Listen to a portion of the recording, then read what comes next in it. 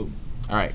So on your P drive, you have a folder. I'm assuming that Billy's folder is just Chicken B is how he labeled it. Yep. And then your W17. And then make a new folder inside your W17 folder with mini room. And I would even address it as your last name underscore mini room. Okay? By putting your last name on all of these things, it makes it 100 times easier to find your stuff. If you just label it as mini room, well, there's 20 mini rooms in here and 20 mini rooms from my class. So put your last name underscore mini room. I'm going to actually put that inside my folder. Sarcona.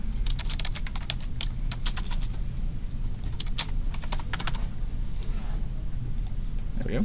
And then inside that mini room folder, I'm just going to duplicate his naming convention. Everyone has their own naming convention, so I just want to see. Yeah, you don't have to. Okay. I'm going to make 3 new folders in here. One of them is going to be called Tex, T-E-X. Inside mini room? Yep, inside the mini room folder. And then TEX will be one. And then scenes will be another one. And then renders will be another one. Okay? So as you work on your actual file, your actual project inside of Cinema, we'll save it into the scenes folder. As we bring images in, you here? No, I was hoping I could bother you for a second. Uh-huh. I was requesting to be. All right. So our scenes or anything, our actual project, our text is any textures that we bring in. So if we have a picture of a dog that we want in our scene, we would drop it into the textures folder. And then when we send stuff out of Cinema, we would put that in the renders folder. That way everything stays nice and organized. If you don't, you end up with this big like hodgepodge of stuff, and it's very difficult to sort through everything. Okay? And especially if you want to work on your stuff at home, you have one folder that you need to take home, and that has everything in it. Okay? So just keep these things in mind as you start saving stuff, that it has to go into the right folder. Cool. Now we can open up Cinema.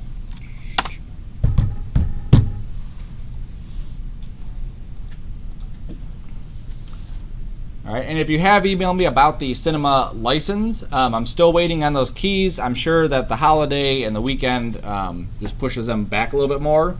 For everything you're doing now, you should be able to do most of that in class anyway, so it shouldn't be a huge deal. It's not until you get to the later assignments that you really helps to have it at home.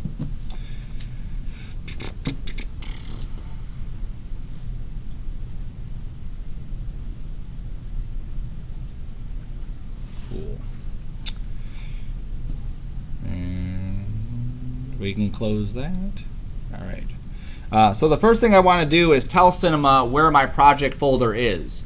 So under the Edit, under Preferences, it brings up this area here. No, still thinking. Come on. Yeah. There's 2 areas of preferences. This is like project settings here. That usually comes up when you first start. And then there's this one that has more specific stuff in here. So we want to go down to where it says Files. Okay, and this basically tells Cinema, here's the project I'm working on. So when you go to grab textures, this is the area that you should be grabbing it from. Okay, so all we have to do is click the little dots under the texture path, and then go find our folder.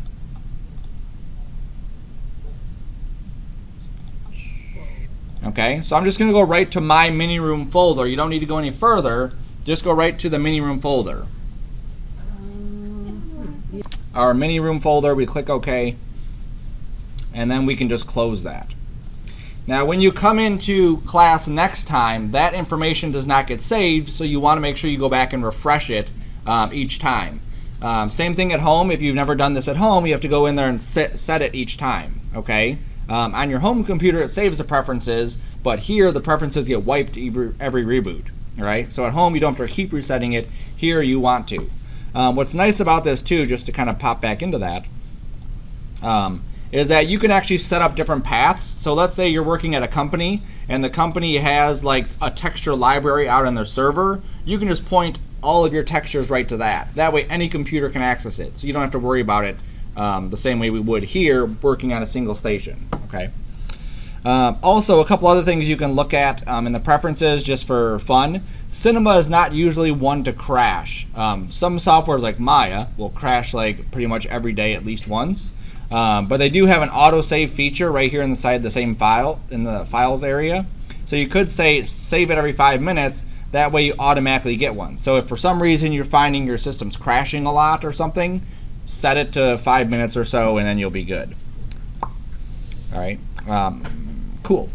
So what we're doing here is we want to build a room, okay? And the idea is we need some sort of cavern to give us the shell of the room, all right? So what shape would be a good shape to start with for a room? Or a cube. Right. So let's go and create a cube. All right.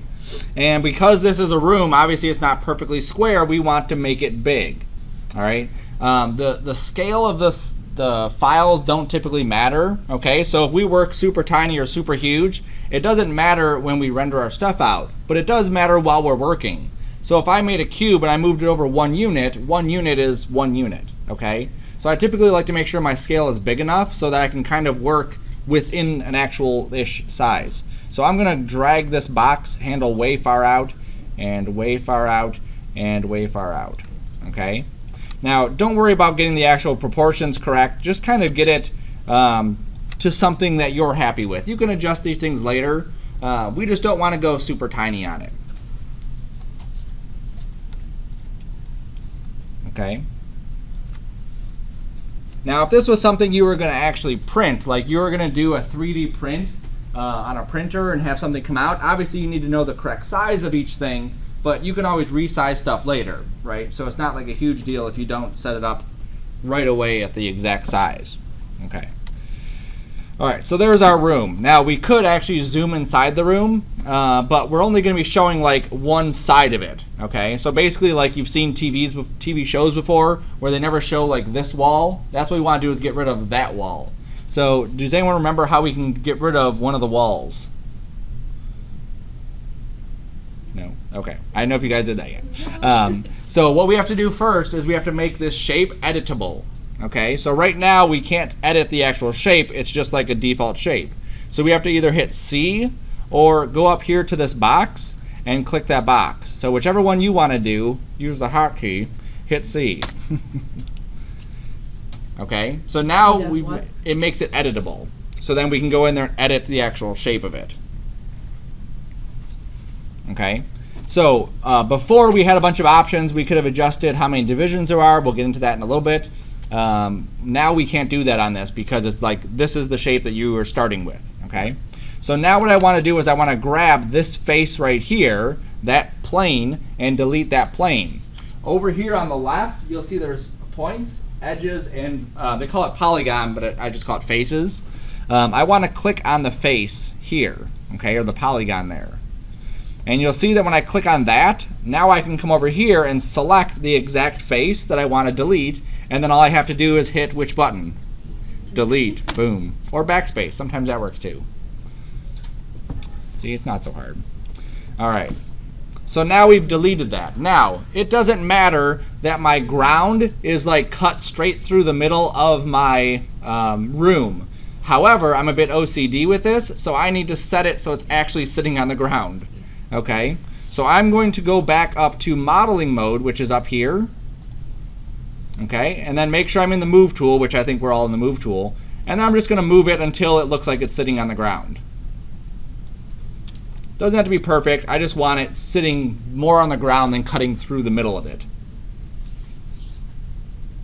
Okay, so that's it. That's all we need to do for the actual shape of the room. Now, as you start building stuff, you build our desk, we build a chair, we build a bookcase, or whatever. What we don't want to do is limit ourselves. So if we decide that we built 7,000 items, not that we're going to, 7,000 items though, and we need to make this room bigger, we can always come back to this shape, and we can always go through and make it bigger or taller or whatever. Okay, so we're never locked into anything, so just understand that. However, we want to lock this shape in now just to say, I don't want to accidentally move this away from where it's at. Okay? So I'm going to go over here on the right where it says layers, and I'm going to click on the layers. layers inside of 3D do not work like layers inside of 2D, right? Inside of Photoshop or Illustrator, if a layer's on top, that's the item that gets seen the most. When we're working in 3D, that means nothing, okay? The only point of layers is simply organization, a way for us to kind of categorize stuff and separate things. So if we're working on, let's say Lord of the Rings, and we have hobbits, and we have elves, and we have giants, we can grab just the giants and work on them, or just one giant and work on him, okay, without seeing the entire scene. So with our item selected, we go over to File here and make a new layer from Object Selection. Okay. After we do that, what do you think the next step is? Naming it. Boom. Always name it. So let's double click on Layer, and we'll call this Room Layer. Okay. Now before we lock it, we also want to come up here. Yes, sir. How'd you get to a layer? On the far right, there's two tabs, Attributes and Layers, right down here. Now before we lock it, we want to come up here where it lists that item, and we want to double click, and then rename this to Room Shell. Shell? Shell. Just call it the shell. You can call it just Room if you want, and just call it Room. Okay, now we can come down here and lock it. All right, so there's a little lock. You've seen the locks before. You can click the lock. All right. Does that work like in Photoshop or Illustrator where you can't mess with that layer? Correct. We can't mess with the layer. Now, a lot of these icons are very similar, so you can guess what the eyeball is going to do, right? It's going to visibility, show it on, show it off. This S that's right here is a solo. So if I wanted to just see the items on that layer, I could click that dot and it'll just show me those items on that layer, which is awesome. There's a little clapper here, which means do not render. So if I click that off and I were to hit render, you'll see the item doesn't show up. Okay, so sometimes you'll actually want certain items to not show up. If I'm working on, again, a huge scene, I only want to focus on this one item, I can turn everything else off and just worry about that one item. Okay, cool. So there's our shell. So now we're going to build a bookcase. Okay, now with everything that you build, find a picture. Every single thing, especially as a beginner, find a picture of what you want to build. So we're going to start off simple today by just doing a bookcase. Okay, and it'll give us some very, very simple skills under our belt to help us attack the other stuff.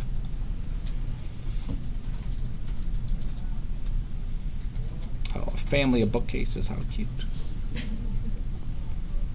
Oh. There we go. All right, so here's my picture of a bookcase. Every bookcase is probably a very similar design, so we can use this one as we go. Every time you want to model something, always look for a picture, because what's going to happen is as you start modeling stuff, you're going to realize that, hey, that's not how it's actually built, and you'll try to go and find a different picture. Close that. All right, so if we look at the design of this, I'm going to go with maybe this middle-ish one here. Okay.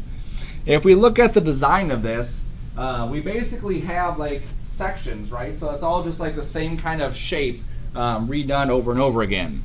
But what I do is I look at like the big picture of like what does this shape look like in a very abstract form. So if I was a kid trying to draw this shape, what would I most likely start off with?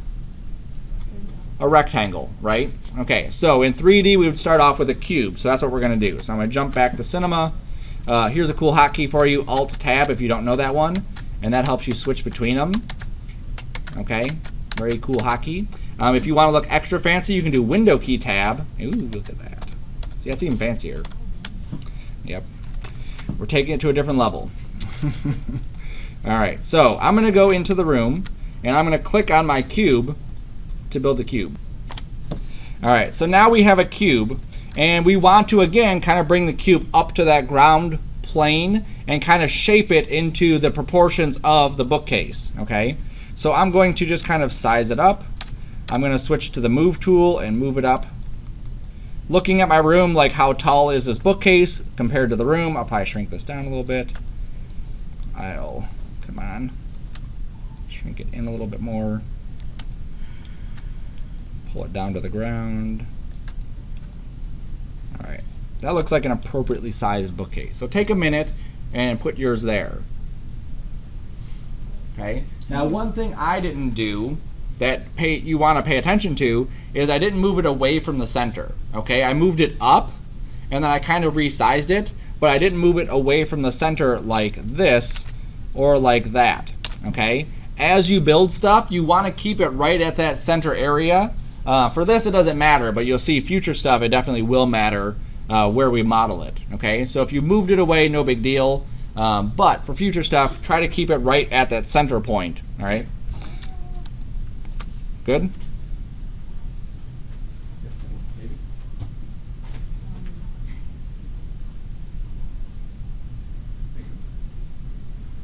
And then you may have to spin around a little bit just so you can grab that one.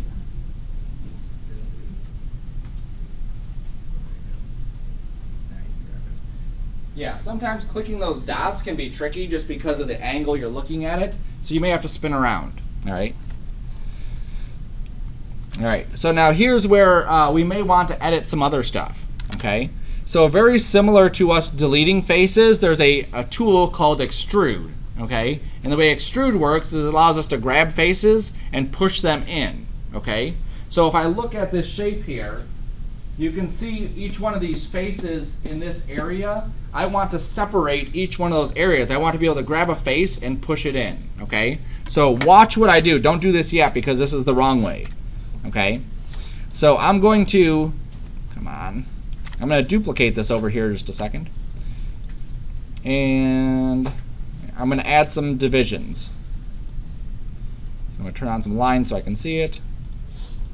I'm going to add divisions. Okay, so let's say that those are the divisions that I have right there. If I switch to this and I grab each one of these pieces here, and I go to my extrude tool and I extrude it in, you can see it definitely does push it in, but what's happened is we've lost our shelves. We don't have those lines for the shelves anymore. Also, this area is like paper thin. Okay, so what we have to do, let me just delete this guy now. What we have to do on this one, I've clicked something, oh, there we go, is we have to, I'm just resetting it so we're back to where you were. We have to divide it so that we have one line for each one of these, right? So I want to make sure I have one line for each of these. So I'm going to do this 5 shelf bookcase. So I need one line, 2, 3, 4, 5, 6, 7, 8, 9, 10 lines in the middle. Okay? So I need to make sure I have 10 lines going vertically. So I'm going to click on my shape. I'm going to switch back to my attributes. And I can't see the lines until I turn this on. So under display, I turn on Gouraud shading lines. Okay. Now as I go to my object and I go to the Y segments, I can keep adding until I get enough lines.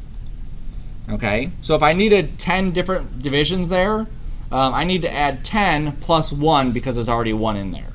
Okay. So I would add 11 divisions here. Okay. I clicked the button, I'm not sure what it did. I didn't know that I did that. Oh, that's fine. We can just middle click. And I'll just back there. That's on. Let's just click. And there you go. Now you can add 11 there. Okay.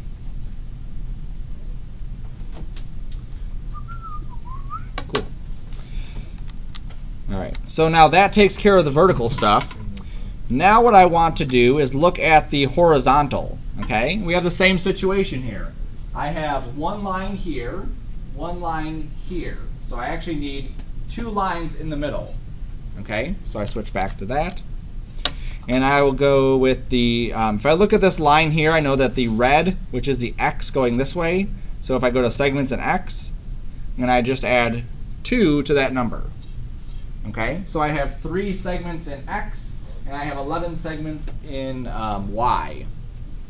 And so that gives us this weird tic-tac-toe board. Okay. Now this is actually kind of like the long way to do it. As you get more and more onto the assignments, we'll find better and faster ways to do it. But this is kind of like the directest way to do it. Okay. So what we have to do is we have to go through and resize each one of these areas. Now there's ways to do this that make it much simpler. So we're going to watch me first, and then we'll all do it together, okay? So in order for me to accept this shape and then actually edit the shape, what do I have to do? Just like the room, C. CC. Okay, so I hit C. Now what I want to do is I want to grab the points and push them apart.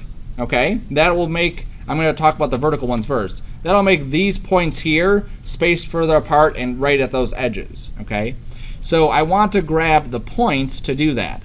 Now if I marqueed something inside here, it's very tricky to get it like dead on. So I'm going to middle click. Oops. And that brings me to a 4 view. So now I can find, here's the dead on straight one, and middle click there, and then I can marquee it. Okay, so I'm going to go up to my marquee. I'm going to grab these. I'm going to scale them. Oops. Stupid tool. There we go. It's one of the biggest complaints about cinema is the default settings are horrible. There we go. Okay, so you see how I spread those apart now, right? So that's what we want to do for this, and then we're going to do the same thing for each one of these. Whoopsie. Except we're just going to kind of grab these and just move them into where we want them to be. Okay, so let me undo. So now we're all going to do that together. All right, so we'll go back to this, go back to that. Okay, so what's our first step so we can start to edit this? C. So we hit C. And then how do we edit the points? We hit the points. Now what's the hotkey for points? It's enter. It's not on there. I think it's on the sheet somewhere, but yes, it's the enter key. So you just hit the enter key and it'll actually cycle you through each one of those, which is awesome. Now we would hit the middle key so we can switch to the different view. And then we would go into this view and middle click there. Okay. The same tools work, so zooming in and out and then moving around also work. All right, so now we need to marquee those 2 rows straight down the middle. Now over here, these are all your selection tools, okay? So live selection is kind of like a paintbrush, allows you to paint your selection. I use that like very rarely. It's like, I don't know, when I'm drunk maybe, I guess. Rectangle selection is what we want, okay? So click on rectangle selection. Now here's one of the sucky things that has a default setting. So the default is to only select visible elements. That means that whatever's facing us is visible. Those back points are not selected. We want everything selected straight through. So we have to make sure that tolerance selection is clicked on and visible selection is off, okay? So basically 99% of the time I make sure that those 2 things are like that. So tolerance selection, only visible is off. Cool. Now we can marquee straight down the middle. Okay. Now, if we were to try to move this, that would work, right? So if I grab this and start moving it, it works for one side but not the other. So we're actually like off. If I switch to the scale tool, which is T, and I grab just the red, then I can drag and both of them go outward. Okay?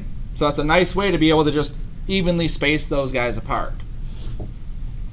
Okay? Here's another cool hotkey. Just tap the space bar, and that brings you to back to your marquee selection. Okay, so then you'll notice the marquee does not have it does have an arrow. So basically, the next step is just to marquee this row, and then just move it up, and then marquee the next row, and then move that down. Okay, don't worry about the size of the cubbies yet. Just worry about trying to get an even distribution of these points. Okay, so I'm trying to make sure that each shelf is basically the same height. It's not going to be perfect. It'll be good enough, though. That bottom one I can kind of move over. The bottom and the top, you have a little bit more leeway because those are usually, a little bit more thicker on the top and bottom.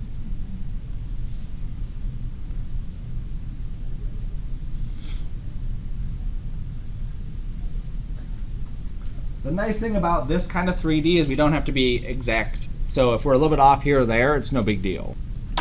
All right, so after we have that, now it's simply a matter of just kind of moving these shelves into how big you want each cubby. So remember the things from IKEA, you get those pegs and they're always like a pain to line up? That's what you're doing here.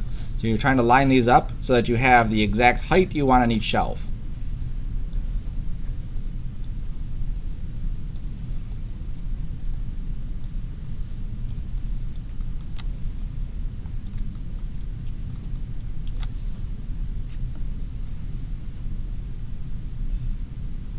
And then when you're done, you can just go back to your perspective view.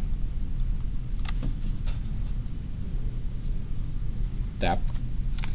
Even though these lines, like I'm here, even though we don't see anything horrible happen when we do this, something horrible just happened, okay? You cannot cross the lines because, just to show you, if I scale this out, you see how it comes here and then goes this way, then comes that way? If I go like this and I scale it out, I get this like weird little, like it comes up and then goes back down, right? So we never want to cross any of the lines. You want to keep them on the same side. So it's something to be aware of. That will also come into play later, like if we started to do bevels and stuff, it would definitely hurt. What does that look like when it was rendered? When it was rendered, it would just look like it has a little dip in the middle of it. When we pull it straight up like this, we probably wouldn't see a huge difference in rendering. The only thing we might see is right there. Let's spin around a little bit more. Of course, you can't see it from that angle. There you go. Like this. So we basically have like two surfaces right on top of each other, and what happens is they actually fight to see like who gets to be shown. So we get like something like that, which is like a weird little artifact. Was that? Like clipping, because I kind of see right. that sometimes in video games if you've got things that are interfered, like solids that are interfered. Yep, yeah, it's the exact same thing. Okay, so I gotta fix this now. Back up. Cool. All right. All right. So now we're gonna hit the Enter key a couple times to get down to the faces. Okay. So we want to go right here to faces. Now we want to push in only the areas that are not shelves, okay? So the areas that actually recess into the bookcase, we want to click those. So our marquee tool, you can see that I can click with this on here, sort of sometimes. I usually switch to the move tool. That way it's easier to actually just grab stuff. Okay? You hold something down to click all those at once? Shift. Okay, so hold shift and then you can click each one of those bookcases. All right.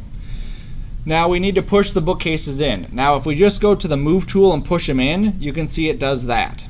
Okay. And I can also see I accidentally selected something on the back of this, which is a no-no. Just deselect that. So if I push this in like that, it does the opposite of what we want. Okay. We have to basically say I want to make new faces and push these new faces in. So two ways to get to this. One way, if you hit M, okay, so just tap the M key on your keyboard, okay, and as long as you don't move the mouse, you'll see this pop-up window show up. This pop-up window is like all the different modeling tools.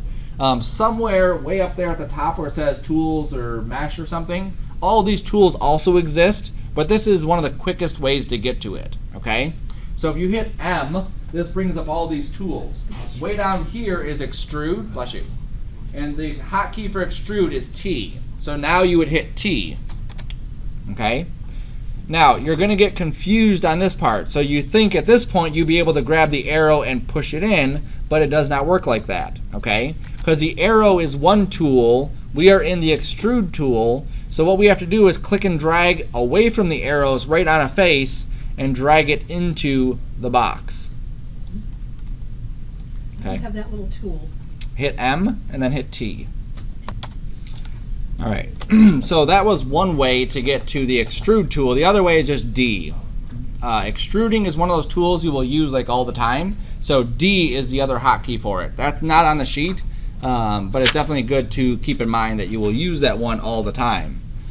There's like 4 or 5 tools that you will use pretty much every time you model. In this software, it's a bit different than Maya, but they're the same tools. One of them is the knife tool, one of them is extruding, one of them is beveling, and then there's a couple of little ones I'll use here and there.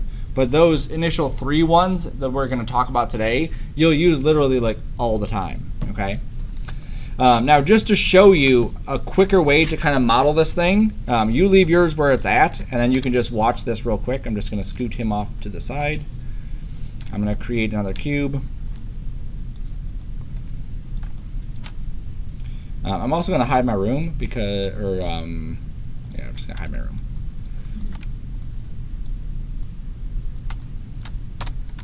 There we go.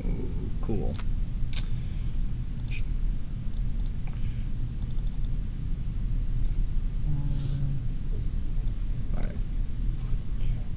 4, 5, cool.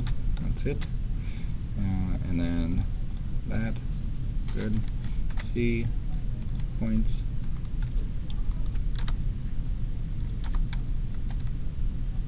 So that part's the same. Now you can see that these shelves are already kind of spaced at a good rate. So here's where another tool would come in handy, is that if I were to marquee each one of these things, dang it, like that, I can use another tool called bevel. And what bevel does is it allows me, oops, I have to click edges, sorry, wrong program.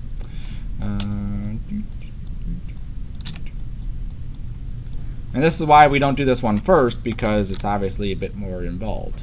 There we go. Now if I do bevel, you can see that this automatically allows me to space each one of those perfectly, okay? So that way it's a little bit quicker. And then to get the very top and the very bottom one, I'll use the knife tool, which again has a hotkey of K. And then I can just use loop, restrict the selection off, and just say, there we go there, there we go there. Okay, so the hardest thing about any 3D model you build is, number one, how do I start? Like, what's my initial shape that I start off with?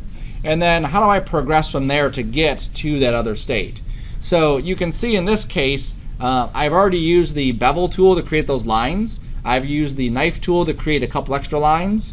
And now it's simply a matter of just grabbing these ones again, hitting D, and then extruding to get that. Okay?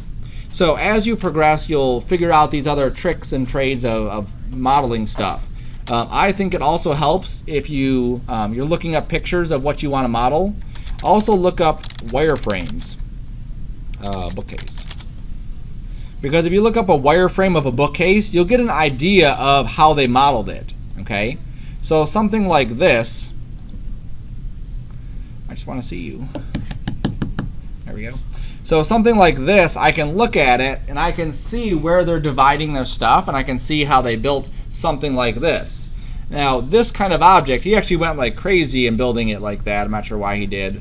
But something like that, just to show you another kind of neat way we could do stuff, let me just set you behind him, is I would actually start that guy off with a plane. I would tell it to orient in the Z direction. There we go. I'm going to resize this like that.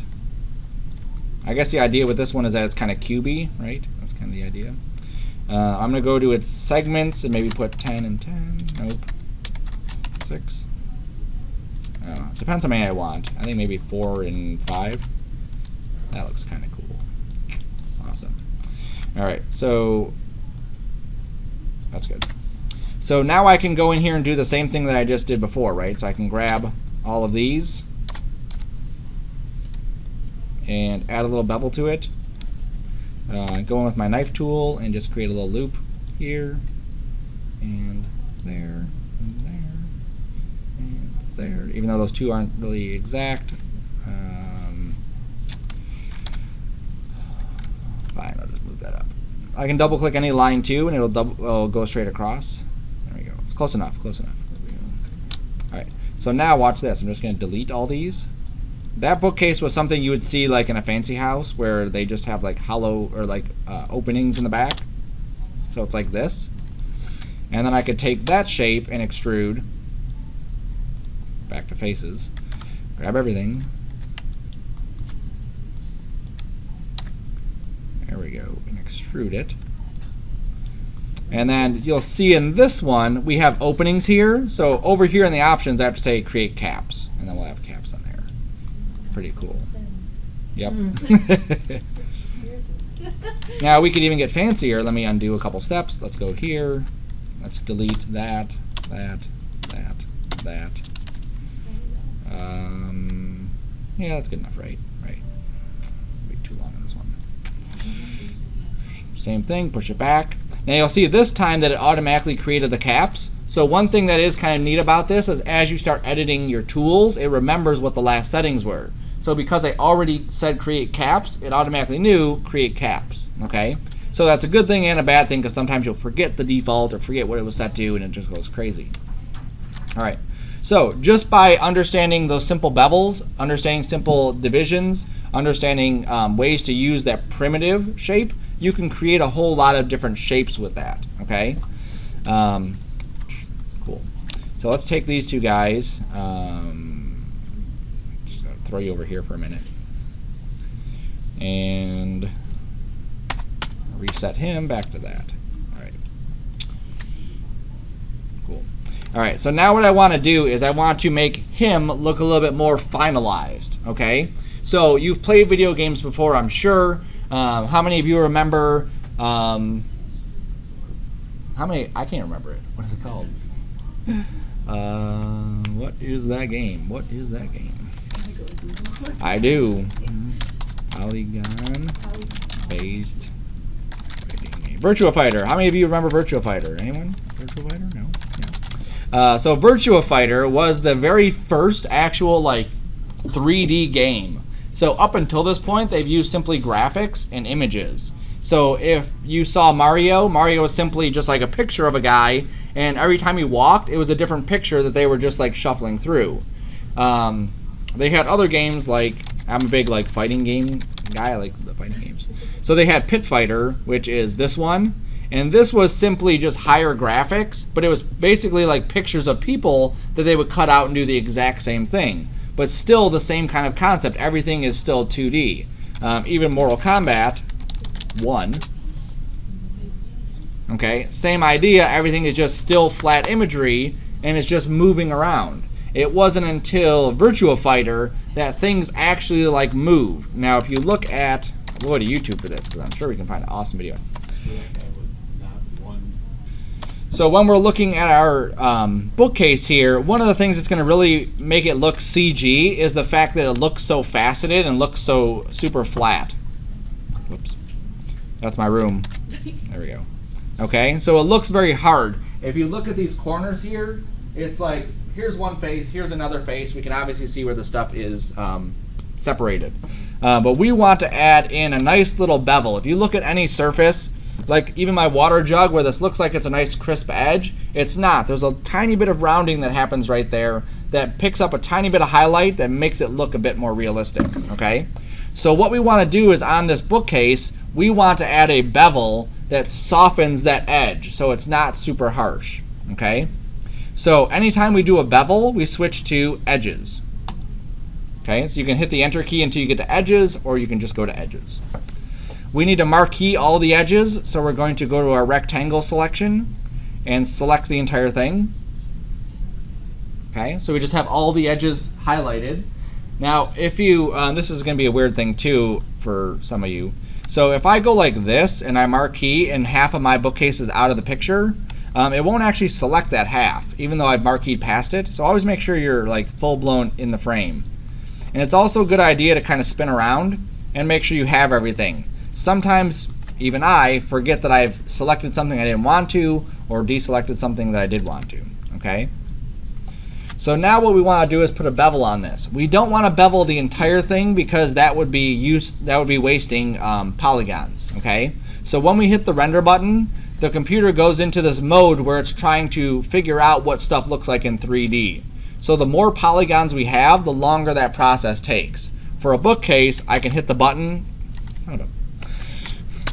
There we go. I can hit the button and it's like no time at all. But some of these renderings, like if you watch any of the Pixar movies or the DreamWorks, they'll take 3 days for one frame, okay? So the most you can do to optimize, the better, all right? So we've marqueed this. We're going to go up to select, and we're going to do a Phong break selection. Okay, so go to select, Phong break selection, and what this should do is try to find anything that's a 90-degree angle. Because what we want to do is anywhere it's a 90 degree, we want to put a bevel, okay? So I'm going to hit select all. And what should happen is it should grab only the stuff that's 90-degree angles. So if you look, I shouldn't have any of these ones that are just like perfectly flat, right? So nothing here is selected or there is selected. Okay, cool so far? Cool. So now we're going to go to bevel. So remember the hotkey for bevel? M first, right, to get here. And then you can look at the list and see bevels right here. It's S, MS. Okay.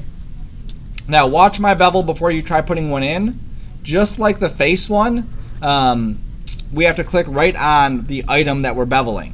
Okay, so I don't click way over here. I have to go right to an edge, and I click and drag very slowly, otherwise it goes bananas. Click and drag very slowly. There we go. And I get a nice little bevel.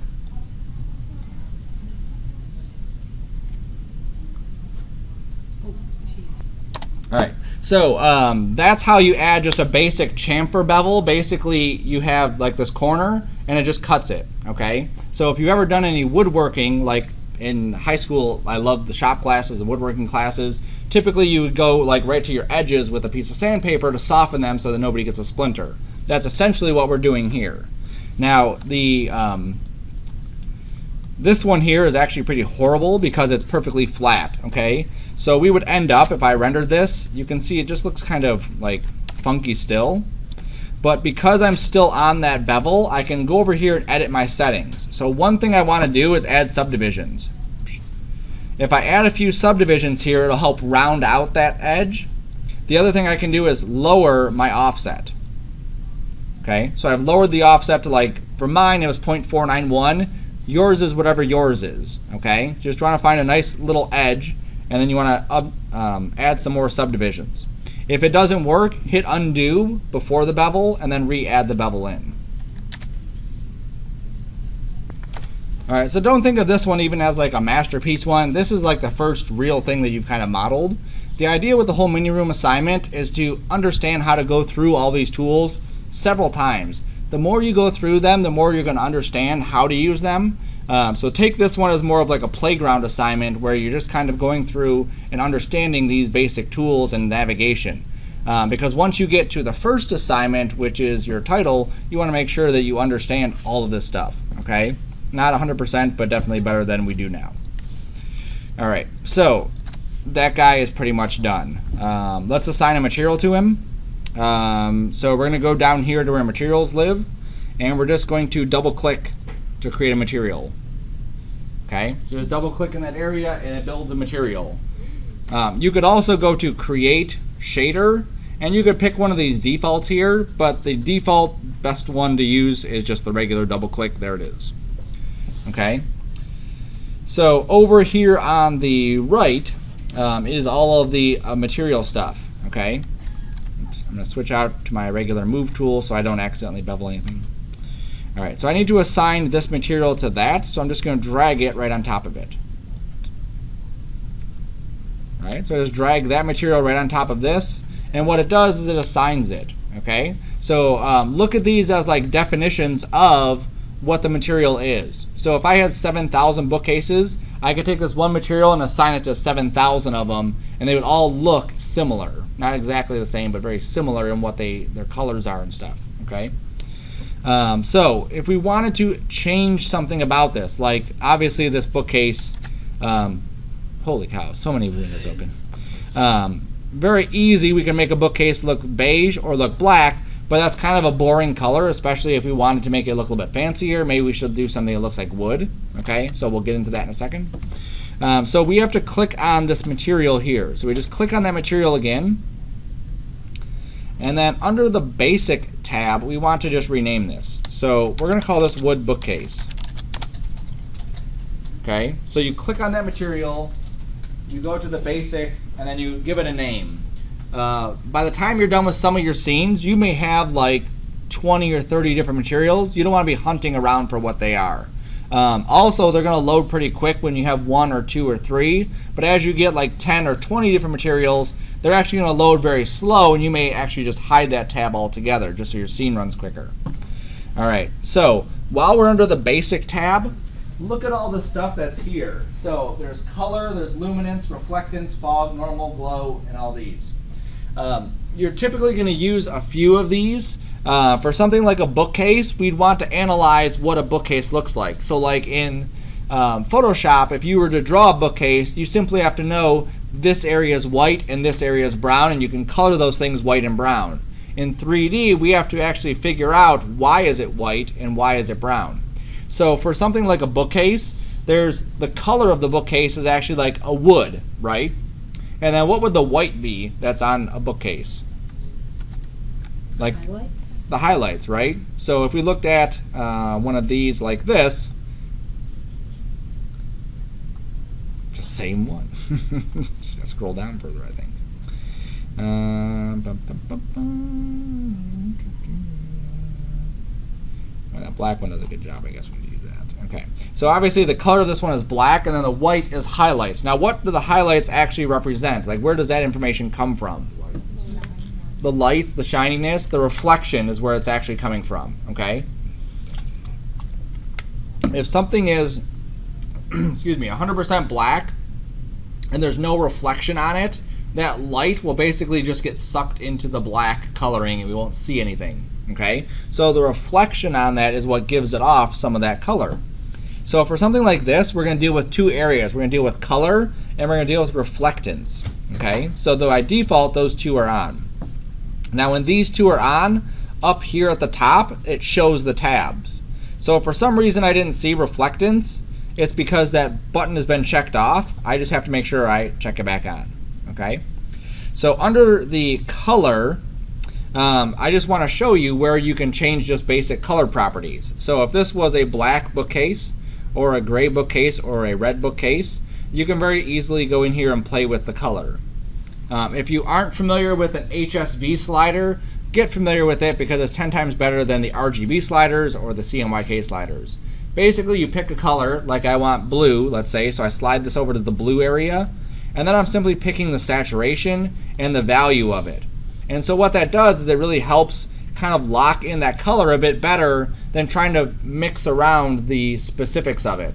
Also, if I'm trying to create relatable colors, it's much easier to do because if I take this saturation and leave it at, let's say, 50, and this value and leave it at 50, all the colors along this spectrum now are relatable because they're all basically the same saturation value. It's just simply a different color. Yes, I ma'am. get that to show up on the bookcase. When you drag this onto the bookcase, I did. some time getting used to, but I definitely like this better than anything else. Maybe change. Okay, there we go. A little bit. Yeah. Okay. So that's where we could change simply color of something. Now there's also a texture area down here. So you see where we have this arrow. If we click on the arrow, we can load different presets. We don't have an image for this yet, so what we need to do is go out and find an image. Okay, so now we get to go and use Google, and yes, Google, and we're going to look for a wood texture. Okay. Find something that's appropriate for a bookcase. So obviously planks of wood is not appropriate for a bookcase. Parquet flooring is not appropriate for a bookcase. You want to find like a fine wood like this or something like that. And then you want to right click and save it. And which folder are you going to put it into? The text folder, correct. So save it into your text folder.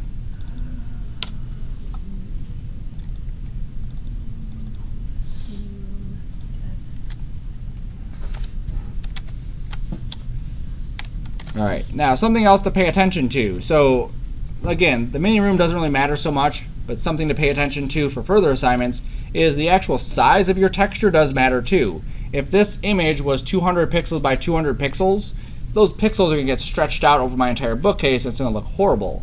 So you want to find something that is a decent picture. This one is 5,000 pixels, so I can actually get in there and actually see like, oh, there's a knot in the wood or something, you know. So that's actually a pretty decent texture. Okay, so something to pay attention to. So now I can go to the dots. So inside Cinema, the far right side has dots, or you can click the arrow and go to load texture, either one. And then I'm going to go and find my stuff inside of my text folder.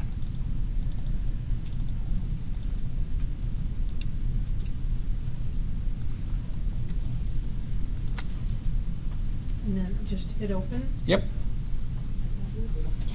And then what we should see is that wood texture is now on our bookcase. Okay? So as simple as that. Let's say you wanted a blue wood instead of this wood. So how would you do that? Just change the color. Change the color where? Here? No. This doesn't do anything anymore. All the information's coming from this. Photoshop, right? So you guys know Photoshop. So all we would do is we can jump into Photoshop, we can paint the whole thing blue, and then we can put it there, okay? Now you could also, let's say you wanted a made at IKEA stamp on there, right? So we could actually put a made in IKEA stamp on our wood and then put it right exactly where we'd want that to be. Now there are ways you can mix stuff, so you can actually like add here, and then you could mix, and I think you can mix like the color. Yeah, you can do stuff like this, but that looks kind of like disgusting. So just leave that normal and then put that back to 100. There we go. Okay, so what happens now? So it takes this material and it lays it out. We have basically a 3D object like this, and we have a flat object like this. So Cinema doesn't know how to put this on there. So we can't see it, but there are these things called UVs, okay? And it basically is, if you've ever taken a cereal box, and here's a tip if you like to cook at home and make pizzas, you take a cereal box and you like split it down the seam and you lay it flat, and that's a perfect tray for your pizza when it's out of the oven. Anyway, that is basically what we're doing inside Cinema, is it takes our 3D object and it flattens it out, okay? And then it takes our picture and it puts it right on top of it, and then it folds it back together, okay? So that's what's happened. So now if we were to look at this, you can see in some of these areas you can actually see a good area of texture, but in some you can't. Like right here, it's stretching that texture. It takes basically whatever pixels are there and it just streaks them across it. So that looks pretty disgusting. Same thing right here, there, everywhere. Okay? So we need to fix that. So when we grab this and drag it onto here, way up top we get this little material guy, right? So that shows us that this material is assigned to that cube right there. But if we click it, we'll actually get different options. So click that little sphere, and it should open up a little tag section down here. So you have to click the tag area, click the tag area. Okay? So now these are all the different ways that we can tell it to project this image onto that bookcase. So one of the ways is UV mapping. That's what I just explained. If we click on this and try spherical, what it then does is basically imagine a big spherical projection. It just shines it like that, okay? This is not a sphere, so we're actually going to get some weird results. We can try cylindrical. Again, it's not a cylinder, so we get some weird results. The best one for something like this is actually cubic, okay? So if you switch this simply to cubic, what it then does is it takes that same picture and it says, okay, anything facing forward, we're going to project that picture straight on. Anything facing directly up, we're going to project it this way. Anything facing sideways, we're going to project it that way. Okay? So very easily we can get this thing lined up pretty good. Like that looks all right. Now, if you are someone who has ever built anything, this actually is not how you would build it, because the wood grain would go left and right. And if you look at an actual thing, the wood grain would go up and down. But again, this is our intro one, so we're not going to be too concerned about it, okay? But typically, if this was like going in a architectural digest, we want to make sure that the wood grain would go up and down, okay? The other area is perfect. Like you want the wood grain to go this way for that, but the other, whatever. Okay, so very cool. Now watch how easily, here's my other items I built. So I drag this wood onto here, I drag this wood onto that. They get the default, they get the UVW mapping. So I go up here and I click on their little block and I change this to cubic. And I click on that one and change that to cubic. And now you can see I have a pretty decent layout of these. Now on this one, I'm glad this happened. This one we're actually getting a seam right here, okay? So what happens is, as it's doing those projections, it has this picture that it projects perfectly here. But then when it runs out of room, it just drops it onto this side, Okay, so we get this seam inside there. So we could go into Photoshop, and this is actually like a job at some places, is texture preparation. They take a picture, they bring it into Photoshop, and they clean it up. They remove any marks that are very repetitive. Like, let's say this piece of wood had a knot in there. We wouldn't want to see this knot like all over the place. So we'd airbrush that out or clone stamp it out. Same thing with these seams. We would actually go into Photoshop and we could adjust the coloring at the edges so that we don't see the seams. Okay. There's a website, and before next class, I would go to this website, and you can write it down, called textures.com. Register for it, sign up, whatever. You get 15 free downloads a day. Oh, I have that. You have that. It used to be CG texture. Correct. It used to be CG Textures, and then they changed it. I don't know why I'm typing wood textures as a texture website.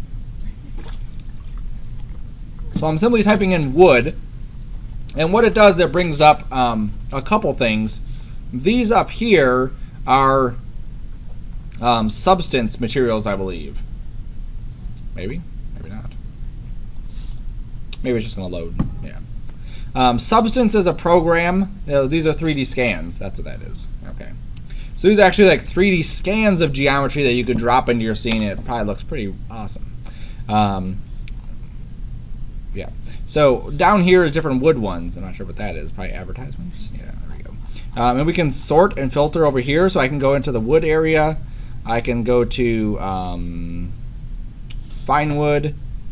There we go. And then I can grab one of these. Now on some of these, like this one, you'll see that they have a seamless texture. So at this place, at textures.com, they actually build seamless textures also. They'll take the texture, bring it in, and then clean up all those edges. So if I go to preview this, here is, oops, if I zoom in, that's like 1. And as I zoom out, eventually you'll be able to see that there definitely is some repetition from one to the other, because nothing is actually like, unique. But it does a better job than if we had dark on this side and light on that side. We don't really see that looping in there. Okay. And even like the best things, they have texture stuff. So for something like this, yeah, it looks kind of funky. We could adjust it again, but we're not going to worry about it too much. We could also say maybe seamless, and then that would also correct that. Now the way it works with this is that instead of taking our texture and then just scooting it over like that, it takes it and then it mirrors it to the other side. Okay, so basically we have a mirrored version which eliminates sort of the seam. It just makes it a little bit darker there, and obviously makes a neat pattern. Okay, cool. It's still a little less obvious if you're just Oh, it definitely is. Right. Right, and the idea too is that when you build your scenes, you have enough detail, enough information there, and you're focusing the viewer's eye in specific shots where you have spent more time, that they don't really notice the errors. Okay, cool. So now what I want you to do for the rest of the class is experiment with these tools. Even if you're not building anything specific, I want you to experiment with these tools just to understand them better. I'm going to show you a couple more things you can build with just those basics, and then I'll let you get on with it. So something very simple you can build. If I go like this, and go like that, like this, and then I grab the face here, I'm going to extrude. Here's another one I would use, extrude inner. And I just click and drag, and what it does is push it in like that. Okay. And then I would just use a regular extrude and push it in and turn my caps off. There we go. And so what this gives me is a couple different things. It gives me, number one, this could be a TV. It could be a picture frame. I can rotate it and do a picture frame that way too. Right? So I can do different things with it like that. I could have it as a monitor. So if I grab that face, and maybe I just scaled it down a little bit more and pulled it out like that. Right, so that kind of looks more like a monitor. I could create something back here that would extrude inner this way, extrude out. Come on. that way. Maybe a little bit of rotation. There we go. Maybe a little bit of scale. A little more extrusion. And you'll see me kind of jump around to the buttons. There is a big difference in Maya and Cinema, and the rotate hotkey is different. So I keep hitting the Maya one. There we go. So I could obviously make a little platform for that too. Okay, so now you can have a little screen right there, or you can have a picture frame in the door or whatever like that. And you could also assign materials to specific parts of objects. So if this was a TV screen, let's say, this is the all wood channel, just to make it simple. I'm just going to drag that material right onto that face, and you'll see that we get this material and we get a little triangle there, and that assigns it just to those pieces. And then I can go in here and let's make this blue or whatever, or I can click on the picture and grab that piece of wood, and there it is. So now the wood's on TV. It's famous. If I want to fit though, right, I have to go here and maybe set this to either cubic or flat. Probably cubic. I may need to stretch out my material there and maybe offset a little bit there too. There we go. Cool. Okay, so if I had a picture frame in the wall, boom, there we go. That's how I can put a picture in there. Okay, so for the next half hour, 45 minutes or so, just go through and start playing with these tools. Make sure you understand at least how to put some bevels into there. I'm not expecting you to be masters of it by next class. Next class on Thursday I'll be here too. We're going to start building the desk, start building the chair, and then really getting into building some other stuff for the room. Cool? Cool.